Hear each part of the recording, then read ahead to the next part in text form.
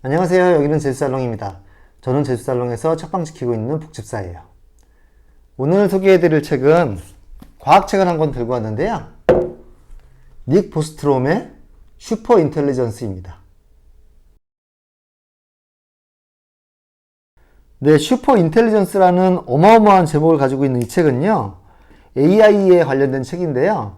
제가 올해 유독 AI나 뇌과학 이런 쪽에 관심이 많다 보니까 이런 쪽 책을 좀 찾고 읽어보게 되네요. 특별히 이 책은 AI 쪽에서 고전으로 취급되고 있는 굉장히 유명한 책이고요. 빌 게이츠하고 일론 머스크가 아주 강력하게 추천했던 책으로 잘 알려져 있죠. 그리고 제가 얼마 전에 읽었었던 이 책, 인공지능은 무엇이 되려고 하는가? 이 책에서도 꼭 읽어봐야 되는 도서로 이 슈퍼 인텔리전스를 꼽고 있더라고요. 근데 제가 이 책을 읽으면서 좀 당황했던 게 이 책이 거의 전문 도서에 가까워요. 그래서 컴퓨터 공학에 대한 전문적인 그런 용어나 해설이 아주 가득합니다. 그래서 보시면 이런 그래프들이 많이 등장하고요. 이런 보기만 해도 머리가 아파오죠. 그런데 이렇게 컴퓨터 공학에 관련된 전문 지식으로 가득 찬 이 책이 철학자가 썼다는 게 더 놀랍습니다. 그래서 이 뒷부분에 가면은 윤리학에 관련된 얘기가 굉장히 많이 나와요. 그래서 이 책이 한 3분의 2는 컴퓨터 공학 전문 도서고 3분의 1은 윤리학 전문 도서, 철학 전문 도서라고 할 수가 있겠어요. 특히 우리가 AI나 미래에 관련돼서 알고 있는 단편적인 정보나 여러 가지 오해들, 그리고 감정에 편향된 이런 고정관념들, 그런 게 아니라 정말로 객관적이고 전문적인 지식에 의거해서 미래를 전망해 볼 수 있는 그런 장점을 가지고 있는 책이에요. 네, 그렇다면은 이 책의 저자인 닉 보스트롬에 대해서 알아볼까요? 영국 옥스퍼드 대학교의 철학과 교수이자 옥스퍼드 마틴 스쿨의 인류 미래 연구소와 미래 기술의 영향에 대한 프로그램을 발족시킨 창립센터장이다. 또한 보스트롬은 철학뿐만 아니라 물리학, 계산신경과학, 수리논리학 등의 다방면의 분야에 직접 기반을 두고 있다. 계산신경과학, 수리논리학 이런 단어들만 들어도 골치가 아프죠. 실제로 책의 내용이 대부분은 굉장히 골치가 아픕니다. 네, 그래서 이 책을 다 이해하려고 하면은 조금 무리가 있고요. 저도 그래서 좀 너무 어려운 수식이 나오거나 설명이 너무 복잡하다 싶을 때는 이렇게 좀 넘어가는 식으로 해서 읽었습니다. 본격적인 내용을 시작하기 전에 하나의 동화를 소개하고 있어요. 이 동화를 먼저 말씀을 드릴게요. 참새와 부엉이의 우화라는 동화인데요. 참새가 매일매일 고단하게 일을 하다가 어느 날 어떤 참새가 이런 얘기를 해요. 우리는 다들 작고 너무 연약해요. 둥지를 짓는 걸 도와줄 부엉이 한 마리가 있다고 생각해 보세요. 삶이 얼마나 편해질까요? 네, 정말로 그렇죠. 이거는 우리도 마찬가지인 생각이죠. 또 다른 참새가 동의하며 덧붙였다. 부엉이는 우리에게 조언도 해줄 수 있을 거고 근처에 고양이가 나타나는지 감시도 해줄 수 있을 거예요. 짐작하셨겠지만 여기서 부엉이가 기계지능, AI 이런 것들을 의미하죠. 그러자 한 지도자가 여기에 적극적으로 찬성을 하면서 부엉이를 찾아보자고 하는데요. 여기에 반대해서 다른 지도자가 이런 얘기를 해요. 이것은 틀림없이 우리에게 재앙이 될 거예요. 부엉이 같은 생물을 우리가 사는 곳으로 데리고 오기 전에 부엉이를 가축화하거나 길들이는 방법을 먼저 생각해 봐야 하지 않겠어요? 듣고 보니 부엉이를 길들인다는 건 참으로 어려운 문제인 듯 하군. 부엉이 알을 찾는 것만 해도 이미 골치 아픈 일인데 말이지. 그러니 일단 알부터 찾고 부엉이를 키우는데 성공한 다음 길들이는 어려운 문제를 해결해 보세. 이렇게 얘기하니까 반대하는 참새가 잠깐만요. 그 계획은 잘못되었어요. 라고 외치는데 벌써 참새 무리들이 부엉이 알을 찾아서 떠나버린 거죠. 그래서 무리의 대다수가 떠나고 몇몇의 참새만 남게 되는데요. 그들은 어떻게 부엉이를 길들이거나 가축화할 수 있을지 머리를 맞대고 고민을 하기 시작해요. 하지만 그것은 매우 어려운 문제였고 특히 그들이 생각해낸 해결책을 시험해 볼 만한 실제 부엉이가 없는 상황에서 더더욱 어려웠습니다. 어쨌든 그들은 주어진 상황에서 최선을 다해 방법을 강구했다. 부엉이를 통제할 방법을 찾기도 전에 부엉이 알을 찾으러 떠난 무리가 알을 가지고 돌아오면 어쩌나 끊임없이 걱정하면서. 그러나 나는 이 책을 그 반대하던 참새와 그의 추종자들에게 바친다. 라고 이야기가 마무리되고 있어요. 사실 이 우화에 나와 있는 이야기를 전문적인 지식으로 해설한 책이 이 책이라고 할 수가 있고요. 그래서 이 우화가 이 책 전체에서 하고자 하는 얘기를 아주 잘 요약해주고 있습니다. 지금의 AI가 개발되고 있는 상황이 딱 이런 상황인데요. 대다수의 무리들이, 그러니까 대다수의 개발자들과 기업들이 AI 기술과 기계지능을 개발하기 위해서 엄청나게 지금 투자를 하고 있는데, 그래서 이 책에서는 어떻게 기계지능이 개발될 수 있고 그럼으로써 어떤 미래가 펼쳐질 수 있는데, 그로 인해서 우리에게 닥칠 수 있는 미래의 어떤 상을 여러 가지 시나리오로 그려보고요. 거기서 우리가 대처할 수 있는 방법들을 하나하나 차례차례 이렇게 제안을 하는 방식으로 되어 있어요. 이 책에서는 여러 가지 전문 용어들이 등장하는데요. 그 중에서 꼭 알아야 되는 중요한 개념이 몇 가지 등장하는데요. 그 중에 가장 중요한 개념이 역시 책의 제목인 슈퍼 인텔리전스, 초지능인데요. 초지능이라는 것은 그야말로 인간을 넘어서는 지능을 얘기해요. 인간이 하는 모든 것들을 종합적으로 다 수행해낼 수 있는 그런 지능이 생겨날 거라고 얘기하는데, 그런 지능을 인간 수준의 기계지능, 인공 일반 지능이라고 하거든요. 그리고 이제 인간 수준의 기계지능을 넘어서서 인간보다 훨씬 능력이 뛰어나고 훨씬 똑똑하고 훨씬 수행 능력도 빠른 그런 지능이 도래한다는 것이죠. 그것을 이제 슈퍼 인텔리전스, 초지능이라고 하는데요. 그래서 우리가 SF 영화나 만화에서 봤던 인간을 훨씬 능가하는 그런 지능적인 존재. 그래서 이 책에서 얘기하는 기계가 이제 초지능이 되었을 때는 더 이상 인간이 그 기계가 하려는 것을 막을 수가 없는 시대라는 것이죠. 그래서 그 전에 그 위험성에 대해서 우리가 하나하나 따져봐야 되고 안전장치를 마련해 둬야 된다라는 것이 이 책의 요지예요. 그리고 또 하나 중요한 개념이 등장을 하는데요. 바로 지능대 확산입니다.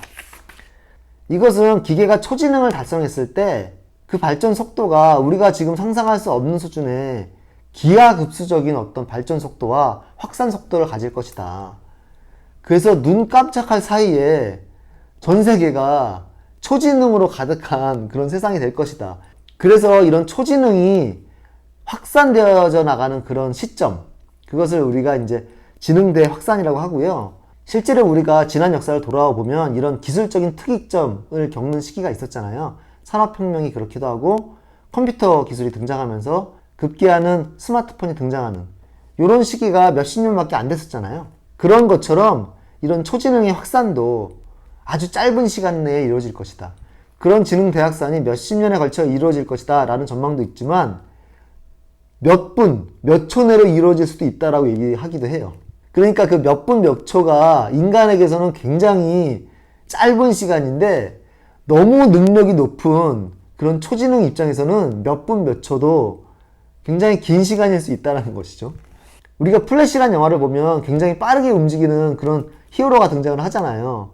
근데 이 히어로 입장에서는 자기 속도대로 보면은 현실이 굉장히 느리게 흘러가잖아요. 마치 그런 걸 의미하는 것이죠. 그리고 또 한 가지 자주 등장하는 용어가 존재적 위험입니다. 존재적 재앙이라고 표현하기도 하는데요. 뭐냐면은 그 초지능이 너무나 능력이 뛰어나기 때문에 이 초지능이 위험한 쪽으로 흘렀을 때 그 위험도도 너무나 강력할 것이고, 그것은 인류 존재 자체가 위협을 받을 수 있는, 멸망할 수 있는 정도의 위험일 수 있기 때문에 존재적 위험이라고 얘기를 하기도 해요.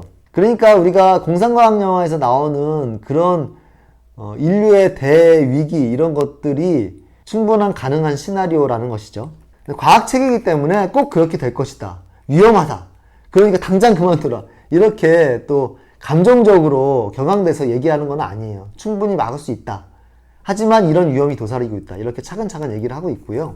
무엇이든 할 수 있기 때문에 어떤 것도 가능할 수 있다라는 그런 가능성을 우리가 염두에 둬야 된다라는 측면인 것이죠. 그럼 이 책에서 어떻게 미래의 기계지능과 위험과 낙관에 대해서 전망하고 있는지 몇몇 문장을 읽어보도록 하겠습니다. 미래의 어느 날 우리가 인간의 일반 지능을 능가하는 기계 두뇌를 만들게 된다면 이 새로운 슈퍼 인텔리전스는 매우 강력한 존재가 될 것이다. 그리고 마치 지금의 고릴라들의 운명이 그들 스스로가 아니라 우리 인간에게 달린 것처럼 인류의 운명도 기계 초지능의 행동에 의존하게 될 것이다. 그러나 우리가 유리한 점이 딱 하나 있다. 바로 우리는 우리 손으로 초지능을 만든다는 것이다. 이론상으로 우리는 인간 가치를 수호하는 초지능을 만들 수도 있다. 우리에게는 그렇게 할 만한 강한 동기가 있다. 그러나 실제로는 초지능을 통제하는 문제는 상당히 까다로워 보인다. 또한 초지능을 통제하기 위한 기회는 단 한 번뿐일 것이다. 일단 인류에게 비우호적인 초지능이 만들어지면 그것을 대체하거나 변경하려는 시도는 그 비우호적인 초지능에 의해서 가로막히게 될 것이다. 그렇게 되면 우리의 운명은 돌이킬 수 없게 된다. 실제로 이런 부정적인 스토리가 현실화될 수도 있다는 것이고요. 다른 문장도 읽어보겠습니다. 지능대확산이 우리에게 존재적 위험이 될 수도 있다는 것이 명백해 보인다. 그러므로 이러한 전망이 현실화될 가능성이 아주 조금이라도 있다고 생각된다면 아주 진지하게 검토되어야 한다는 것도 당연하다. 그러나 인간 수준의 인공지능의 개발이 임박했다고 믿는 인공지능 분야의 선구자들도 그들의 믿음과 상관없이 인간보다 더 뛰어난 인공지능의 가능성은 그다지 고려하지 않았다. 마치 기계가 인간 수준의 지능에 다다른다는 급진적인 가능성을 생각하는 데에만 그들의 추론 능력을 전부 소진했기 때문에 기계가 결국에는 초지능에 다다를 것이라는 필연적인 결과는 생각하지도 못한 듯하다.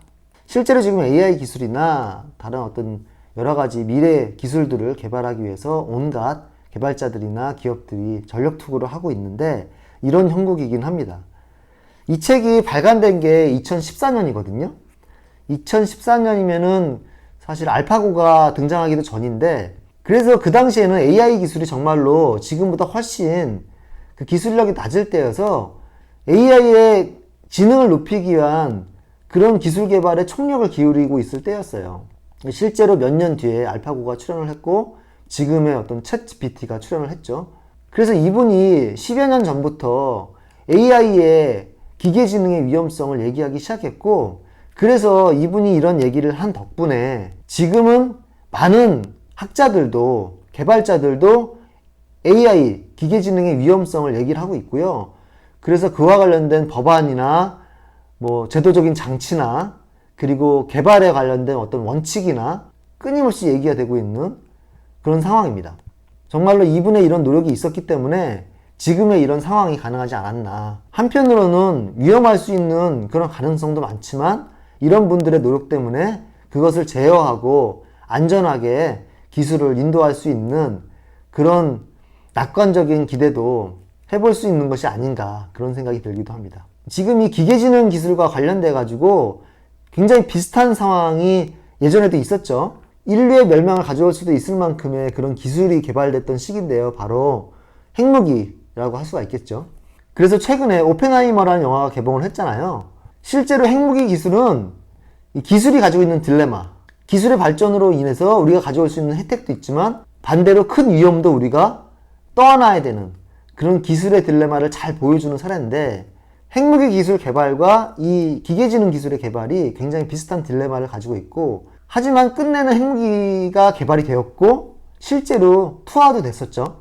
기계지능도 그런 부정적인 위험한 쪽으로 시나리오가 흘러갈 수 있다는 가능성을 그런 역사적인 사례를 통해서 우리가 확인해 볼 수도 있을 것 같아요. 이 책이 어떻게 결론을 내고 있는가를 읽어보면서 마무리하도록 하겠습니다. 지능 대확산이 일어날 전망이 보이기 이전에는 인간은 마치 폭탄을 가지고 노는 작은 어린아이들과 같은 존재이다. 이것은 장난감이 가진 힘과 인간 행위의 미성숙 사이의 부조화를 잘 보여준다. 초지능은 현재 준비되지 않았고 또한 한동안 준비될 수 없는 힘겨운 목표이다. 언제 폭발이 일어날지에 대해서는 거의 예측이 불가능하지만 만약 그 장치를 우리 귀에 가까이 가져다 대면 비록 희미하게나마 똑딱거리는 소리를 들을 수 있을 것이다. 폭발하지 않는 폭탄을 손에 들고 있는 아이가 해야 할 현명한 행동은 조심스럽게 폭탄을 내려놓고 조용히 방 밖으로 나와서 가장 가까이에 있는 어른에게 알리는 것이다. 그러나 이제 우리가 다루려는 문제에서는 아이가 한 명이 아니라 다수이고 아이들 각자가 독립된 격발 장치를 가지고 있다. 위험물을 모두 내려놓게 하는 지각 있는 방법을 찾을 기회는 거의 없다. 몇몇 바보 같은 녀석들이 무슨 일이 벌어질지 보려고 점화 버튼을 누를 것이다. 네, 어마어마하죠. 읽어보기만 해도 무서운 글입니다. 자, 오늘 이렇게 무시무시한 과학책을 좀 살펴봤는데요. 인류의 미래를 걱정해야 되는 분야가 너무 많아서 지금 기후도 그렇고 정치도 그렇고 기술도 그렇네요. 제주도의 작은 시골에 살고 있으면서 이런 인류의 미래를 걱정하는 것이 무슨 소용이 있을까 이런 생각이 잠깐 들기도 하는데요. 여러분도 바쁜 일상에 바쁘겠지만 잠깐씩 그래도 우리의 미래를 생각해보는 시간을 가져보는 건 어떨까 제안을 드려봅니다. 오늘도 끝까지 시청해 주셔서 너무 감사드리고요. 저는 다음에 다른 책으로 또 찾아뵙도록 하겠습니다. 감사합니다. 안녕히 계세요. 안녕.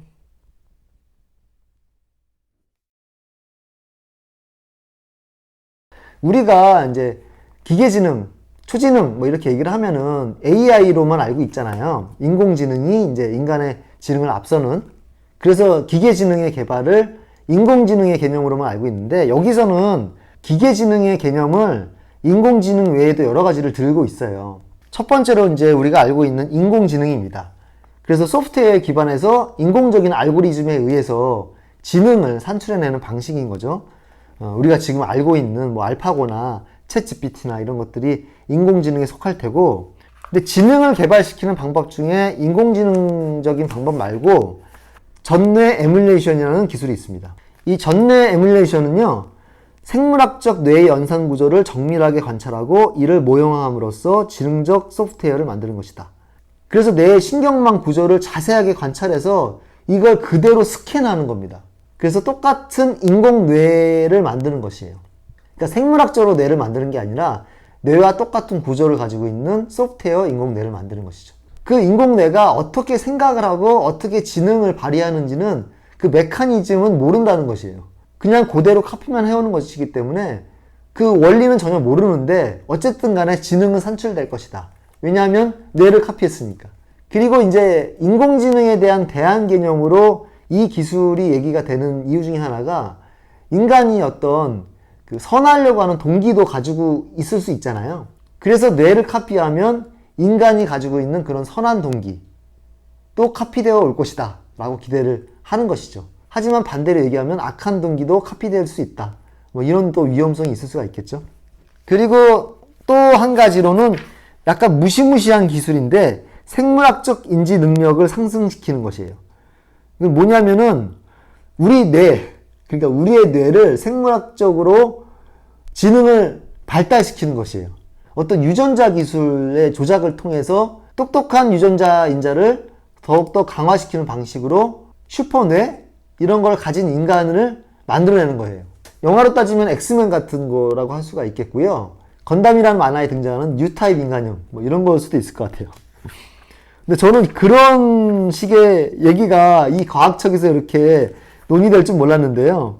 이 기술이 개발되지 못할 이유 중에 하나가 뭔가 너무 윤리학적으로 문제가 있는 것뿐만 아니라 이것이 세대를 걸쳐서 진화해야 하는 기술이기 때문에 시간이 오래 걸린다. 뭐 이런 측면을 들고 있어요. 어쨌든 이 방법도 초지능에 이르는 방법 중 하나이다 라고 얘기를 하고 있네요. 그리고 뇌 컴퓨터 인터페이스 이런 기술도 있습니다. 이거는 어떤 뇌에다가 칩 같은 거를 이식하는 그런 기술을 말하거든요.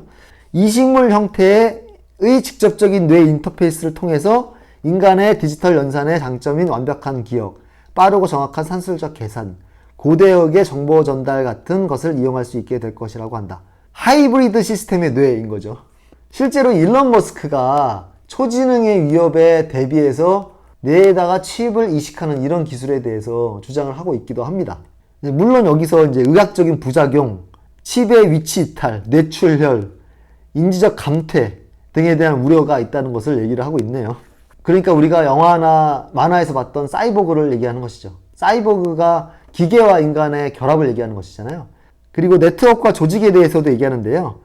집단적 초지능이라고 얘기합니다. 이거는 이제 개별 인간이나 개별 개체의 기계가 아니라 여러 가지 인간과 기계가 합심해서 초지능에 다다라는 그런 절차인데요. 개별 인간의 정신을 다른 인간의 정신과 연결하고 또한 다양한 인공물과 프로그램과 연결시켜주는 네트워크 조직에서의 점진적인 향상이다. 이거는 우리가 지금 알고 있는 위키피디아나 네이버 지식인 뭐 이런 것과도 좀 비슷한 것이죠. 집단지성이라고 그러잖아요. 초지능에 다다를 수 있는 여러 가지의 기술적인 경로를 얘기했지만 결국에는 이제 인공지능이나 전뇌 에뮬레이션 이 두 가지 방식을 주로 얘기하고 있어요. 그래서 어느 것이 더 낫냐 뭐 이런 것을 엎치락뒤치락 해서 장단점을 계속 저울질하면서 얘기하고 있기도 합니다. 그리고 뒤에서 얘기하는 건데 전뇌 에뮬레이션을 먼저 개발하는 것이 낫다라는 의견으로 좁혀지고 있다가도 전뇌 에뮬레이션이 개발이 돼도 결국에는 인공지능이 초지능에 이를 것이다 라는 얘기를 하고 있거든요. 왜냐하면은 전뇌 에뮬레이션을 통해서 초지능에 다다르면 그렇게 다다른 초지능이 또 인공지능을 개발해서 초지능에 다다를 수 있도록 개발을 할 것이다. 그러니까 초지능이 또 초지능을 개발하는 것이죠. 그래서 결국에는 지능대확산이 2번 일어날 것이다. 또 이렇게 얘기하고 있기도 해요. 그래서 이 책에서 얘기하고 있는 기술적인 측면을 쭉 살펴보면 결국에는 초지능에 다다르고 지능대확산이 일어나는 것은 막을 수가 없는 것처럼 보여지고요. 그래서 중요한 것은 우리가 어떻게 될지 알 수 없는 그 상태에 이르기 전에 충분히 모든 안전장치를 준비해 놔야 된다. 그래서 여기서 얘기하고 있는 안전장치가 기술적으로 얘기하고 있는 게 하나가 있고 이제 윤리적으로, 가치적으로 얘기하고 있는 게 하나가 있어요. 그래서 기술적으로는 아주 복잡한 여러 가지 장치들이 등장을 하고 안전장치가 장착된 그 기계지능의 형태가 여러 가지일 수 있다. 이렇게 얘기를 하고 있고요. 그 지능대확산 이후에도 하나의 기계지능이 독점하는 체제가 있을 수 있고 여러 가지 기계지능이 이제 동시에 등장하는 다극성 시나리오도 얘기를 하고 있어요. 근데 문제가 기술적으로만 문제가 되는 것이 아니라 우리가 기술적으로 아무리 안전장치를 걸려고 해도 이 기계지능이, 인공지능이 선하게 행동하는 쪽으로, 인간에게 위협이 되지 않는 쪽으로, 인간에게 도움이 되는 쪽으로만 그런 안전장치를 걸게 하는 것도 쉽지가 않다. 왜냐하면 여러 가지 그 원리들을, 원칙들을 기계지능에다가 삽입해야 되는데 그 원칙이 무엇이어야 되느냐가 굉장히 골치가 아프다는 것이에요. 그 인간을 해야만 안 된다. 이렇게 원칙을 세우면 되긴 하겠지만 인간을 해야 하지 않으면서 다른 방법으로 결과적으로 인간을 해야게 하는 그런 과부하가 걸릴 수도 있다는 것이에요. 뭐 예를 들면은 청소를 깨끗이 해라 라고 했는데 청소를 깨끗이 해라 라는 명령을 수행하느라고 여러 가지 필요한 모든 것들을 다 밀어버리는 것이죠. 인간에게 도움이 되지 않는 쪽으로 그런 명령들을 해석할 여지가 너무 많다는 것이에요. 그래서 인간에게 도움이 되는 쪽으로만 그런 원칙들을 걸어놔야 되는데 이게 쉽지가 않다는 것입니다. 예를 들어서 인류의 문명이 탄생된 이후로 지금까지 수많은 철학자들, 윤리학자들이 정말로 인간에게 옳은 도덕적인 원칙들을 여러 가지 제시해 왔는데 하나도 완벽한 게 없다는 것이에요. 심지어는 선이 무엇인가라고 했을 때 그 선에 대한 정의도 합의된 게 없어요. 그래서 여기서부터는 본격적인 철학적인 문제, 윤리학적인 문제가 제기가 되는데 이분이 이제 그런 윤리학적인 여러 문제에 대해서도 뒤에서 아주 상세하게 논의를 하고 있는데 쉽지만은 않습니다. 그래서 이 책을 전체를 읽고 나면 드는 생각은 무슨 생각이 드냐면 굉장한 위험이 있는데 이것을 해결하기 위한 노력은 너무너무 어렵구나.